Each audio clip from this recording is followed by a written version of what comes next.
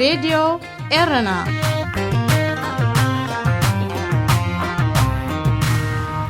ኣብ ኤርትራ ብሓያሎ ከባቢታት ግፋ ይቕጽል ኣሎ። ኣብ ኢጣልያ ብዝተኻየደ ቅድድም ማራቶን ሚላን ክልተ ኤርትራውያን ደቂ ኣንስትዮ ኣብ ኦሎምፒክ ቶኪዮ ዘሳትፈን ደረጃ መዝጊበን። ፈረንሳ ንሱዳን $1.5 ቢልዮን ክትሕግዝ እያ።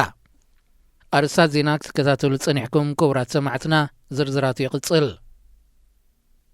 ኣብ ኤርትራ ብሓያሎ ከባቢታት ጸኒሑ ዝካየድ ጸንሐ ግፋ ይቕጽል ኣሎ። ኣብ ኣስመራ ብዘይካቲ ናብ ኩሉ ዞባታት ዘንቀሳቐስ መስመራት ዝካየድ ዘሎ ተፍትሽን ግፋን ኣብ ካልኦት ከተማታት ኤርትራ እውን ብተመሳሳሊ መንእሰያት ከካብ ቤቶም ይግፈፉ ምህላዎም እቲ ዝበፅሓና ሓበሬታ ኣፍሊጡ። በብእዋኑ ዝግፈፉ ዘለዉ መንእሰያት ገለ ናብ ኮርመናዕ፣ ካልኦት ድማ ናብ ጉዓ እናተላእኩ ካብ 3 ክሳብ 5 ዋርሕ ዝጸንሕ ወተሃደራዊ ታዕሊም እናወሰዱ ናብ ኩናት ትግራይ ይዋፈሩ ምህላዎም እዩ ዝግለጽ። እዚ ሕጂ ዝካየድ ዘሎ ግፋ ከምቲ ኣብ እዋን መዓልቲ ናጽነት ዝካየድ ልሙድ ተርእዮ ክኸውን ከም ዝኽእል እቲ ሓበሬታ ኣዘኻኺሩ። ብ16 ግንቦት ኣብ ኢጣልያ ብዝተኻየደ ቅድድም ማራቶን ሚላን ዝተሳተፋ ኤርትራውያን ኣትሌታት ናዝሬት ወልድን ኮኸብ ተስፋ ጋብርን ናብ ውድድር ኦሎምፒክ ቶኪዮ 2020 ዘእትወን ሚኒማ ማለት መምዘኒ ግዜ ረኺበን። ኣትሌት ናዝሬት ወልዱን ናይ ማራቶን ርሕቀት ብ2 ሰዓታት 28 ደቂቕን 7 ካልኢታትን ብምዝዛም መበል 55 ደረጃ ክትስራዕ ከላ መበል 58 ደረጃ ዝወፀት ኮኸብ ተስፋ ጋብር ከዓ ካብ ናዝሬት 30 ካልኢታት ጥራይ ዶንግያ መዛዘሚ ሕንጻጽ ረጊጻ። ኣብዚ ቅድድም ክልቲአን ኣትሌታት ነናይ ውልቀን ናይ ማራቶን ክብረ ወሰን ቅልጣፊአን ከም ማሒሻ ክኢለን ኣለዋ። እዚ ብሰንበት ዘመዝገበ ግዜ ድማ ንውድድር ማራቶን ቶኪዮ ዝበቅዕ ኮይኑ ስለ ዝተረኽበ ኣብ ዝመጽእ ወርሒ ሓምለ ንኤርትራ ወኪለን ናብ ጃፓን ከምራሓየን።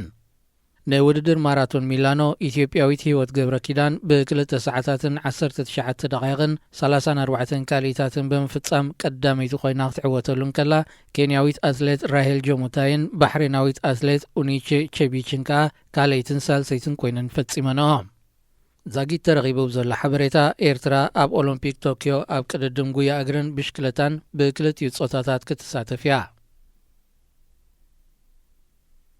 ፈረንሳ ንሱዳን ናስታት $1.5 ቢልዮን ክትሕግዛ ምዃና ሚኒስተር ፋይናንስ ሃገር ብሩኖ ለሜየር ኣፍሊጡ። እቲ ፈረንሳ ተበርክቶ ሓገዝ ሱዳን ንዘለዋ $60 ቢልዮን ውህሉል ዕዳ ንምኽፋል ክሕግዛ ምዃኑ እቲ ሚኒስተር ገሊጹ።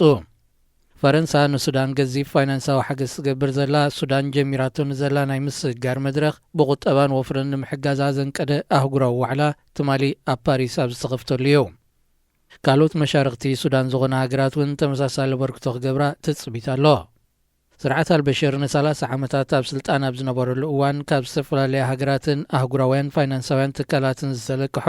$10 ቢልዮናት ነታ ሃገር ካብ ሕሱም ቁጠባዊ ቅልውላው ከናግፋ ኣይከኣለን። እቲ ስርዓት ብኮንትሮባንድ ይሽምቶ ንዝነበረ ወተሃደራዊ ንዋትን ምወላ ተቃወምቲ ጎረባብቲ ሃገራትን $ቢልዮናት ከም ዘፍሰሰ ይግለጽ። ዜና ኣብዚ ይፍጸም። እዚ راديو إيرنا ድምፂ ራድዮ ኤረና እዩ።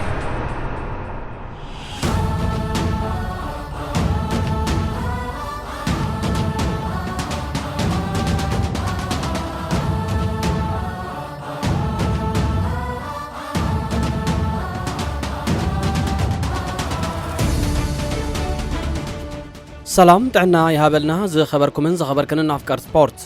ሰሙናዊ መደብ ስፖርት ሒዝና ኣብ ሰዓትና ከተፊልና ኣለና። ኣብ ናይ ሎሚ 18 ግንቦት 2021 ፈንውና ነተሳተፉ ኤርትራውያን ኣትሌታት ኣብ ማራቶን ሚላን ከምኡን ሱታፊ ኤርትራውያን ተቐዳደምቲ ብሽክለታ ኣብ ጂሮ ዲ ኢጣልያን ውድድራት እስጳኛን ንኣበርክቶ ኣሌክሳንደር ኢሳቅን ካልኦት ዝተፈላለዩ ስፖርታዊ ሓበሬታታትን ኣዳሊና ናባኹም ከነብሎ ኢና። ምክትታልኩም ብኽብሪ ንዕድም።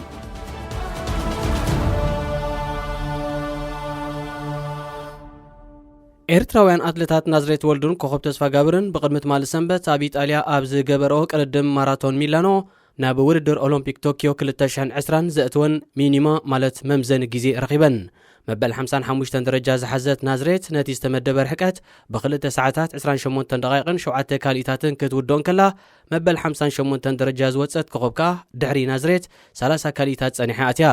ኣብዚ ውድድር ንውልቃዊ ናይ ማራቶን ክብረ ወሰን ቀልጣፊአን ዘመሓሻ ኣትሌታት ናዝሬትን ክኸብን ብሰንበት ዘመዝገበኦ ግዜ ንውድድር ማራቶን ቶኪዮ ዝበቅዕ ኮይኑ ተረኺቡ ስለዘሎ ኣብ ዝመጽእ ወርሒ ሓምለ ንኤርትራ ወኪለን ናብ ጃፓን ከምርሓየን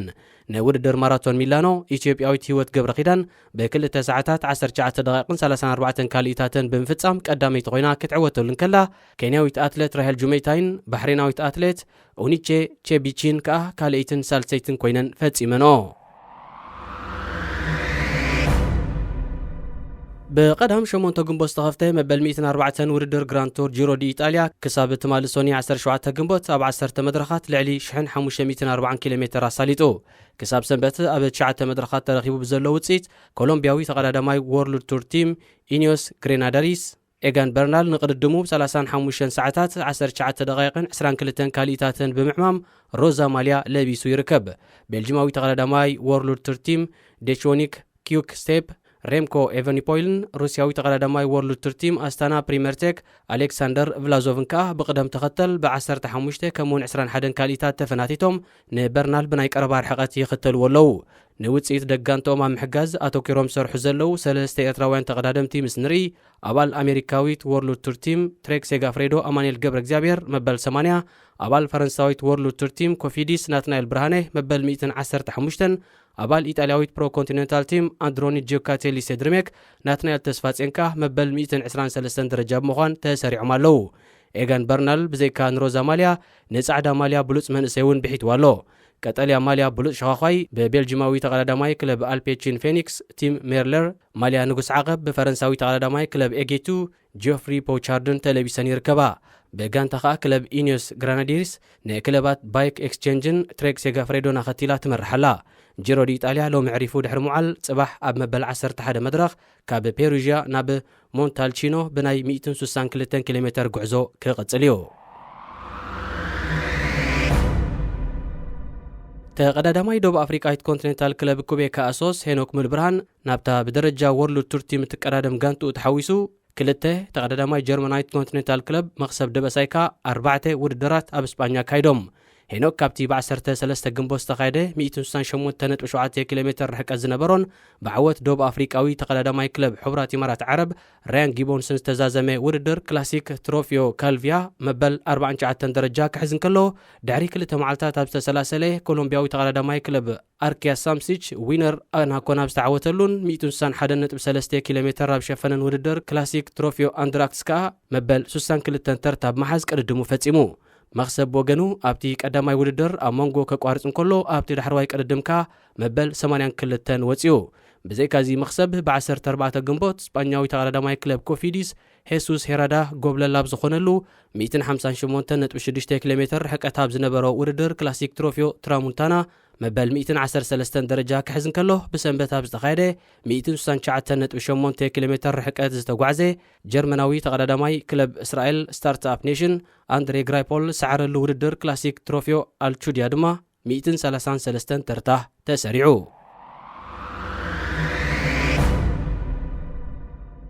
ኤርትራዊ ወደናዊ አጥቃይ ስጳኛዊት ክለብ ሪያል ሶሲዳድ አሌክሳንደር ኢሳቅ ብሰንበት ኣብ ዝተኻየደ ናይ መበል 37 ሰሙን ግጥማት ላሊጋ ሳንታንዳር ስጳኛ ብክልተ ሸቶታት ጎሊሑ ኣብዚ ዝተጠቕሰ ዕለት ሪያል ሶሲዳድ ንሪያል ቫላዶሊድ 4-1 ብገፊሕ ዕንያታ ኣብዚ ዓመት ኣብ ውድድር ላሊጋ 16 ጎላት ብስሙ ጽሒፉ ዝርከብ አሌክሳንደር ከዓ ነተን ቀዳሞት ክልተ መኽፈቲ ጎላት ምቕጻር ኣገዳሲ ኣበርክቶ ገይሩ ኣብ ላሊጋ ስጳኛ 5ይ ደረጃ ሒዛ ትርከብ ሪያል ሶሲዳድ ንዓመታ ኣብ ኤውሮጳ ሊግ ናይ ምስጣፍ ዕድላ ከተውሕስ እንተዳ ኮይና አንጻር ክለብ ኣሶስና ተሪፉ ኣብ ዘሎ እንኮ ግጥም ተዓዊታ ክትወጽእ ኣለዋ ሻምፒዮን ላሊጋ ስጳኛ ናይ ምዃን ተኽእሎ ዘለወን ክልተ ክለባት 83 ነጥቢ ካዕቢታት ትመርሕ ዘላ አትሌቲኮ ማድሪድን ካብኣ ብክልተ ነጥብታት ማሕዲጋ ዘላ ሪያል ማድሪድን ጥራየን ዝመጽእ ሰንበት ምሸት ሰዓት 7 አትሌቲኮ ማድሪድ አንጻር ሪያል ቫላዶሊድ ሪያል ማድሪድ ድማ አንጻር ቪላሪያል ብዘካይዶ ናይ መፈጸምታ ግጥምካ ሕቶ ሻምፒዮን ላሊጋ ዓመተ ስፖርት 2020-2021 ክምለስ እዩ ውድድር ኩዕሶ እግሪ ኤሬዲቪዚ ኔዘርላንድ 2020-2021 ብቅድሚ ትማሊ ሰንበት እኳ ብወግዒ እንተተዛዘመ ክለብ ኣያክስ ሻምፒዮን ምዃና ኣረጋጊጻ ዋንጫ ካብ ትርከብ ግን ሰሙናት ሓሊፉሎ እዛን መበል 35 ግዜ ሻምፒዮን ኔዘርላንድ ዝኾነት ጋንታ ኣብ ንቡር እዋን ተዝኸውን ሓጎሳ ከምቲ ወትሩ ትገብሮ ኣብ ጎደናታት ከተማ ኣምስተርዳም ወፂያ ምስ ደገፍታ ብምዃን ምፀንበለት ነይራ ሕማም ኮቪድ-19 ካብ ዝኽሰት ንድሓር ክለባትን ደገፍትን ተቐራሪቦም ንቡር ዝምድንኦም ከስተማቐሩ ስለ ዘይተዓደሉ ግን እታ ክለብ ጋማ ዓወታ ነቶም ዓንዲ ሕቆ ዝኾኑ ደገፍታ ምእንታን ከተካፍል ገለ ሜላ ክትፈጥር እያ ተበጊሳ ሓላው ልዳት ክለብ ማንቸስተር ዩናይትድ ዝነበረን ኣብዚ እዋን እዚ ላዕለዋይ ፈጻሚ ክለብ ኣያክስ ኮይኑ ዝዓይ ዘሎን ኤድዊን ፋንደርሳር ድማ ሓደ ሓሳብ ኣቕሪቡ እቲ ሓሳብ ከዓ እታ ክለብ እትሽልማ ዋንጫ ኣብ ክንዲ ከምቲ ኣብ ካልእ እዋን ዝግበር ኣብ ቤተ መዘክር ናይታ ጋንታ ተቕመጥ ኣብ ዝተፈላለየ ክፋላት ተጨራሪማ ንደገፍቲ ክትዕደል ዝብል እዩ ነዚ ሓሳብ ግብራዊ ንምግባር ክለብ ኣያክስ ምስቲ ካብ 1985 ጀሚሩ ንዋንጫ ኤሪዲቪዚ ክሰርሕ ፀንሐ ቲንግ ትሬይ ዝተባሃለ ኩባንያ ክትዘራረብን ከተሰማምዓን ነይርዋ ብመሰረት ዝተገብረ ምርዳእ እታ 2.5 ኪሎግራም እትምዘን ዋንጫ ናብቲ ኩባንያ ተመሊሳ ምስ ካልእ ተወሳኺ ሓፂን ብሓባር ከም እትመክኽ ተገይሩ እቲ ዝመኸኸ ትሕዝቶ ናይታ ዋንጫን ተወሳኺ ሓፂንን ናብ 42390 ቅርፂ ኮኸብ ዘለዎ ንኣሽቱ ስልማት ኣርማ ተሰሪሑ ነቶም ቀጻሊ ናይ ዓመት ሙሉእ ትኬት ዝገዝኡ ቀንዲ ደገፍቲ ጋንታ ተዓዲሉ ነፍሲ ወከፍ ስልማት ኣርማ 3.45 ግራም ከም ዝምዘን ካብ ክለብ ኣያክስ ዝወፅእ ሓበሬታ ኣነፂሩ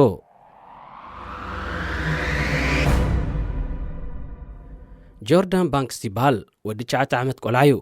ክሊፍተን ሬንጀርስ ምስ ዝተባህለት ናይ ደቂ ትሕቲ 9 ዓመት ቆልዑ ጋንታ ዝፃወትን ኣብ ከተማ ብላክፑል ዝነብርን ጆርዳን ምስ ወለዱ ደገፍቲ ክለብ ሊቨርፑል እዮም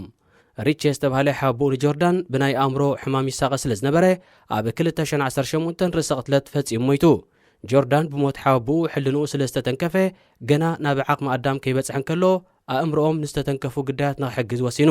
ከም መርኣያ ናይ ዝኸዓ ሓቡኡ 30 ዓመት ኣብ ዝመልኣሉ ኣብ ዝሓለፈ ወርሒ ጥሪ 2021 ንኽብሩ ኣብ ውሽጢ 10 መዓልትታት ብጉያ ልዕሊ 48 ኪሎ ሜትር ርሕቀት ዘለዎ ጉዕዞ ሸፊኑ ጆርዳን በዚ ንሓደ ኣብ ከባቢኡ ዝርከብ ሰሙናዊ ንኣስታት 110 ሕሙማት ኣእምሮ ዘማኽርን ዝሕግዝን ትካል ጥዕና ንምድጋፍ ኢሉ ዘንቀዶ መደብ ካብ ዝተፈላለዩ ጉድሳት 2500 ፓውንድ ስለ ዝኣከበ ነዚ ገንዘብ ነቲ ትካል ሕክምና መጢዎ ላንክስ ላይቭ ዝተባህለት ኣብ ከተማ ብላክፑል ትሕተም ጋዜጣ ነዚ ፍጻሜ እዚ ድሕሪ ምፅብፀባ ብልቦናን ተበግሶን ዝቆልዓ ስለ ዝተመሰጠት ንጆርዳን ብስምቲ ዘይሕለልን ቆራፅን ተፃዋታይ ሊቨርፑል ጄይሚስ ሚልነር ንእሽተይ ሚልነር ኢላ ሰሚያቶ ምክትል ሓለቓ ጋንታ ሊቨርፑል ዝኾነ ወዲ 35 ዓመት ጄይምስ ሚልነር ብዛዕባ ጆርዳንን ሰናይ ተግባራቱን መንገዲ ማዕከናት ዜና ምስ ሰምዐ ኣመን ኣብ ምግራሙ ንጆርዳን ናይ መተባብዕን ደገፍን መልእኽቲ ኣብ ቪድዮ ቀሪጹሉ ይኽሉ ሚልነር ኣብ መልእኽቱ ሰላም ጆርዳን ከመይ ትኸውን ብምኽንያት ዝኽሪ ሓቦኻ ሪቼ ንማእከል ጥዕና ኣእምሮ ወፍያ ትእክብን ዝድነቕ ተግባራት ትሰርሕን ከም ዘለኻ ሰሚዐ ጉያ ማራቶን ትእንግርታዊ ቅያዩ ኢለ ይሓስብ ካብኻ ንዝዓብዩ ሰባት እንተኾነውን ኣዝዩ ከቢድ እዩ ልዕሊ 48 ኪሎ ሜትር ዝኣክል ርሕቀት ክትጎይ ምኽኣል እሞ ከዓ ንኽትኣምኖ ዘጸገም እዩ ብምኽንያት ቆራጽነትካ ንእሽቶ ሚልነር ተባይልካ ከም ተሰማኻውን ሰሚዐ እዚ ድማ ዝድነቕ ክእለት እዩ ኣንጻር ቁርን ዝናብን ዝተሓወሰ ኩነታት ኣየር እናተቓለስካ ትጎይ ከም ዘለኻ ተረድኤ ኢድካ ይትሃብ ጉዕዞኻን ትገብሮ ዘለኻ ሰናይ ስራሕን ቀጽሎ ንበይንኻ ከም ዘይትስጉምን ኣነን ደቂ ጋንታይን ኣብ ጎንኻ ከም ዘለናን ዘከር ክልተ ማልያታት ይለኸልካ ኣለኹ እቲ ሓንቲ ስለቲ ዝድነቕ ተግባራትካ ንዓኸያ ነታ ካልእቲ ማልያ ድማ ናብ ጨረታ ውሪድካ ገንዘብ ብምርካብ ነቲ ኣታዊ ናብቲ ኣበጊስካያ ዘለኻ ዕላማ ከተውዕሎ ተስፋ ገበር ናይ ብሓቂ ዝናኣድ ዕዮን ብሉፅ ዓወትን እዩ ክትሕበን ይግባእካ ብምባል ንጆርዳን ሞራል ሂብዎ ብምሎም ኣባላት ስድራ ንመልእኽቲ ሚልነር ምስ ረኣዩ ብኣግርሞት ምዝራብ ከም እተጸገሙ ዝገለጸት ወላዲቱ ንጆርዳን ብፍላይ ወዳ ኣዝዩ ከም እተሓጎሰን ንዓይኑ ምእማኑ ስኢኑ ከም ዘንቀጥቀጠን ዋው ሚልነር ንሽመይ ፈሊጥዎ ዘዕብድ እዩ ንዑ ስለ ዝመሰልኩ ክፈትወኒ ተስፋዩ ክብል ከም ተሰምዐን ድሕሪ ምሕባራ እቲ ኣስደማሚ ኩነታት ብሓፈሻ ንዓ ይኹን ንወዳ ጋን ዝሰርሐ ኣጋጣሚ ምንባሩ ኣይሓበትን ድሕሪ 4 ዋርሕ ናይ ዝፍጻሜ ዝሓለፈ ሰሉስ ኣጋምሸት ማለት እዩ እቲ ልዕሊ ዕድሚኡ ዝሓስብን ዝዓይን ወዲ 9 ዓመት ጆርዳን ወይ ከዓ ንእሽተይ ሚልነር ልምምድ ንኽገብር ምስ ሰብኣይ ኣዲኡ ናብ ናይ ቤት ትምህርቲ ሜዳ ኣምሪሑ ሰብኣይ ኣዲኡ ኣብ መኪና ኮይኑ እናተኸታተሎ እንከሎ ንውልቁ ኣብቲ ሜዳ ልምምድ የካይድ ነይሩ ይኹን እምበር ጆርዳን ከም ወትሩ ልምምዱ ወዲኡ ብሰላም ናብ ቤቱ ክምለስ ኣይተዓደለን ሃንደበት በዝመፅኡ ዘይተባህለ በርቂ ሓደጋ ስለ ዝወደቆ ብኡ ንብኡ ህይወቱ ሓሊፉ ሞት ናይ ዝትስውን ቁም ነገረኛን ቆልዓ ምስ ተሰምዐ ሓያሎ ተቐማጦ ከተማ ብላክፑልን ፈለጡን ንኽብሩን ንዝኽሩን ቁፅሪ ዘይብሉ ዕምባባታት ሽምዓታትን ማልያታትን ኣብቲ ንሱ ዝወደቐሉ ቦታ ኣንቢሮም ብተወሳኺ ቶም ነበርቲ ብስሙን ስእሉን ካልእ ነገራትን ዝወቀባ ቃፍላያት መካይን ኣዳልዮም ኣብ ጎደናታት ብላክፑል ናይ ዝኽሪ ሰልፊ ኣካይዶም መምሕዳር ከተማ ብላክፑል እውን ንግንቢ ናይታ ከተማ ቀይሕ ሕብሪ ብምውላዕ ሓዘኑ ኣብ ርእሲ ምግላጹ ሎሚ ምሸት ግንቢ ከተማና ብቀይሕ ሕብሪ ደሚቑ ይርከብ ትማሊ ማሕበረሰብና ሓደ ካብ ድሙቓት ብርሃኑ ስኢኑ ኣሎ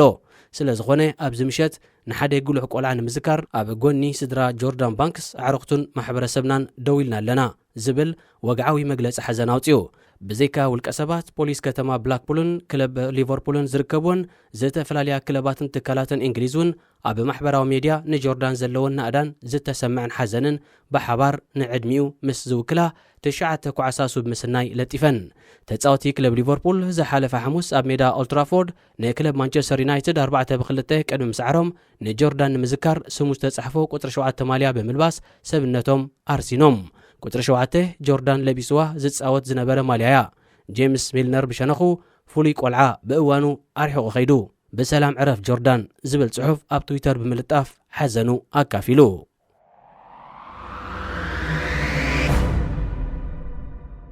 ጆርዳን ባንክስ ብሞት ይፈለዳ እምበር ሰናይ ተግባሩ ግን ድሕሪ ሕልፈቱ እንተኾነ ይቐጽል እዩ ዘሎ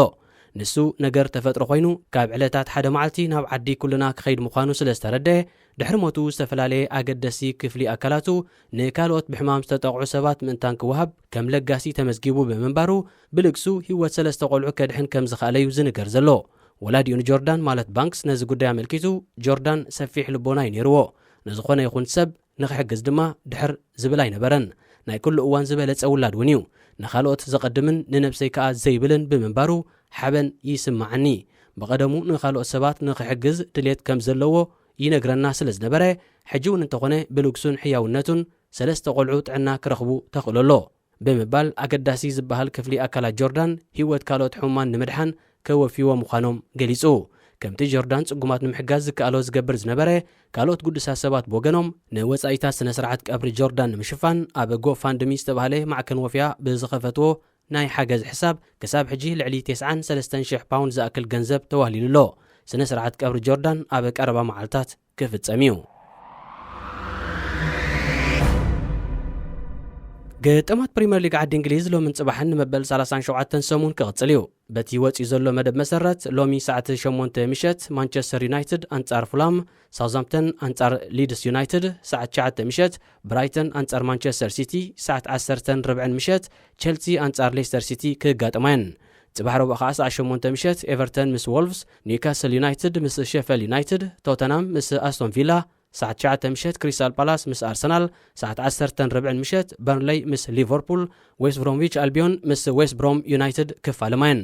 ፋይል ሻምፒዮን ናይቲ ንኽዛዘም ከክልተ ግጥማት ተሪፎት ዘሎ ውድድር ፕሪምየር ሊግ በታ ኣብ ውሽጢ 4 ዓመታት ን3 እዋናት ጎብለል ዝኾነት ማንቸስተር ሲቲ ተዓጽዩ ክለባት ፉልሃም ዌስት ብሮምዊችን ሼፊልድን ድማ ንዓመታ ናብ ታሕተዋይ ዲቪዥን ወሪደን ክጻወታ ምዃነን ኣዳዕዲዐን ፈሊጠን ይርከባ እቲ ዝተርፍ ንዝመጽእ ዓመት ኣብ ውድድር ሻምፒዮንስ ሊግ ኤሮጳን ኤሮጳዊ ሊግን ሳተፋ ገለ ክለባት መነመንየን ዝብል ሕቶ እዩ 4 ካብትን እንግሊዝ ዝግብኦ ብጽሒት ሻምፒዮንስ ሊግ ብክልተ ማንቸስተራውያን ክለባት ዝተሓዘየ ክኸውን ከሎ እቲ ዝተረፈ ክልተ ኸ 66 ነጥቢ ዘለዋ ሌስተር ሲቲ 64 ነጥቢ ዝሓዘት ቸልሲን 63 ነጥቢ ትውንን ሊቨርፑልን ሎምን ጽባሕን ከምኡን ዝመጽእ ሰንበትን ክቆራቆሳሉ እየን በዚ ምኽንያት እቲ ሎሚ ኣብ መንጎ ዝሓለፈ ቀዳም ኣብ ግጥም ፍጻሜ ጽዋ ኤፍኤ ሓያል ቀልሳ ካይደን ዝነበራ ክለባት ሌስተር ሲቲን ቸልሲን ዝግበር ግጥም ዳግማይ ዳርጋ ናይ ዋንጫ ጸወታ ከይኮነ ኣይተርፍን እዩ ብቐዳም ሓደ ብባዶ ተዓዊታ ጽዋ ኤፍኤ ዘለዓለት ሌስተር ሲቲ ደጊማ ትዕወት ዶ ትኸውን ወይስ ቸልሲ ሕንያ ፈድያ ኣብ ሻምፒዮንስ ሊግ ናይ ምስታፍ ተኽእላ ተርሕብ ትኸውን ሎሚ ምሸት ሰዓት 10:40 ስታድየም ስታንፎርድ ብሪጅ ዝብይኖ ምጉት ክኸውን እዩ ድሕሪ ዝግጥም ሌስተር ሲቲ አንጻር ቶተናም ቸልሲ ኸ አንጻር ኣስቶን ቪላ ወሳኒ ጸወታ ክተርፈን እዩ ብሰንበት ሳላ ብራዚላዊ ሓላው ልዳት ኣሊሰን ቤከር ኣብ መወዳእታ ደቂቕ ካብ ኩርናዕ ንዝተበገሰት ኩዕሶ ብርእሱ ገጪኡ ምስ ሰኪዔት ክለብ ዌስት ብሮምዊች ዘወሃዳ ናይ ሻምፒዮንስ ሊግ ዕድላ ካብ ምብልሻው ንዋራ ዘድሓነት ሊቨርፑል መወዳድርታ ቸልሲን ሌስተር ሲቲን ሎሚ ሰሉስ ንሓድሕደን ክለኻኸማ ብምዃነን ጽባሕ አንጻር በርንሌይ ኣብ ተካይዶ ጸወታ ይኹን ሰንበት አንጻር ክሪስታል ፓላስ ኣብ ተሰላስሎ ግጥም ዝሓሸ ዕድል ስለ ዘለዋ ከምቲ ብሰንበት ዘንጸባረቐቶ ብዙሕ ዕድላት ናይ ምጥፋእ ተርእዮታት ኣወጊዳ ጥንቃቐ ዝመልኦ ጸወታ ብምክያድ ናይ ሻምፒዮንስ ሊግ ኩርሳ ከተውሕስ ጸሎትን ትጽቢትን ደገፍታ እዩ ብኻል ወገን ካብ 59 ክሳብ 55 ነጥቢ ብምእካብ ካብ ሻድሻይ ክሳብ ታሽዓይ ተርታ ተሰሪዐን ዝርከባ ክለባት ቶተንሃም፣ ዌስትሃም፣ ኤቨርተንን ኣርሰናልን ነተን ካብ ክለባት ሌስተር ሲቲ፣ ቼልሲን ሊቨርፑልን ኣስተሪሐን ክሕዘን ጽዕታ ዘለዋ ክልተ ኩርሲ ሻምፒዮንስ ሊግ ኤሮጳ እትወድቕ ጋንታ ሰኔን ኣብቲ ኣብ ኤሮጳ ብኻልኣይ ደረጃ ዝስራዕ ውድድር ኤሮጳዊ ሊግ ክጽንበራ ከከም ደረጅኡ ዝፈላለየ ተኽእሎታት ዘለዎን ጋንታታት እየን። ስለ ዝኾነኻ ኣብዚ ዝጽበየን ዘሎ ከክልተ ግጥማት ካብ ካልእ እዋን ብዝተፈልየ ሓያል ጻዕሪ ክሓተን እዩ። ካብዘን 4 ክለባት እታ ሓንቲ ብቐጥታ ናብ ውድድር ኤሮጳዊ ሊግ እተሓልፍ ክትከውን ከላ እታ ካልእ ኸኣ ኣንጻር ናይ ካልእ ሃገር ክለብ ናይ መጻረይ ግጥም ክጽብያ እዩ። ጽባሕ ረቡዕ ብዘይካቲ ኣብ እንግሊዝ ዝካየድ ግጥማት ፕሪምየር ሊግ ኣብ ሃገራት ኢጣልያን ፈረንሳን እውን ዓበይቲ ፀወታታት ክህልዩ ናይ መወዳድርተን እናውደቓ ናብ ፍጻሜ ዝበጽሓ ክለባት ኣትላንታ ቤርጋሞን ጁቬንቱስን ዋንጫ ኢጣልያ ንምጭባጥ ምሸት ሰዓት 10 ኣብ ስታድየም ማፖይ ክከራፈሳየን። ምሸት ሰዓት 10:40 ድማ ክለባት ሞናኮን ፓሪስ ሳን ጀርማን ብተመሳሳሊ ጽዋእ ፈረንሳ ንምውናን ኣብ ሜዳ ስታድ ደ ፍራንስ ክራኸባየን። ክቡራት ተኸታተልትና ንሎሚ ኣዳሊናዮ ዝነበርና ሰሙናዊ መደብ ስፖርት ተፈጺሙሎ። ዝመጽእ ሰሙን ብኻልእ ዝተፈልየ ትሕዝቶታት ክሳብ ንራኸብ ንኹልና በብዘለናዮ ሰላምን ጥዕናን ክኾነልና ንምነ እዚ ሬድዮ ኤረና ድምፂ ራድዮ ኤረና እዩ።